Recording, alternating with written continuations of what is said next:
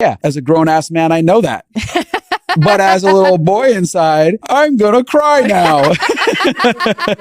In my childhood, I experienced a lot of violence inside of my household. I've been recently doing somatic experience therapy with a woman named Judy. And Judy does this thing. She has me lay out on this table and she'll put her hand on top of my head and ask, would it be okay if I put my hand on your head? Yes, absolutely. So this idea of empowering my voice, is it okay for me to even touch you? So she treats it like it is your choice. Right. Like I'm an autonomous human being who has a right to say who touches me and doesn't and how they touch me. And I'm like, yeah, of course, I'll go along with whatever. At one point, she's got her hand on my head and she was like, what are you noticing? And I'm like, what do you mean? What am I noticing? Your hand's on my head. And she's like, okay, yeah. But are you noticing any feelings, any sensations? She's in the process of trying to connect me into my body, which I'm like, I don't know. It's a hand. I can notice anxiety forming in my stomach. Okay. What is that feeling like it's doing? It feels like it's like wanting to leap out of me, rip out of me. Like it's very aggressive. And she's like, what does your body feel like it would need for this to stop, for you to take your hand off my head?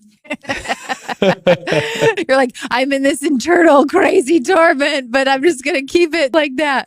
And she was like, okay, so what do you want to do about that? Maybe do you want to tell me to take my hand off your head? And I'm like, please take your hand off my head. She was like, this is your body. Why are you asking please? Take your hand off my head.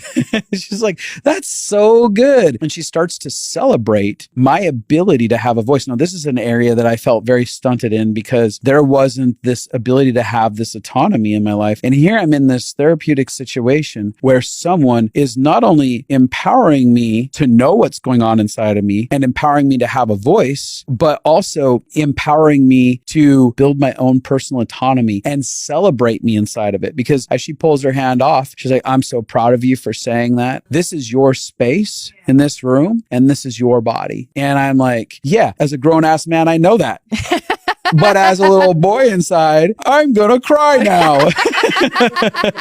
What you're talking about is having a reparative experience. So your body is now rewriting the story. I am allowed to have a voice. I am allowed to say no. I am safe to do what I want to do for myself.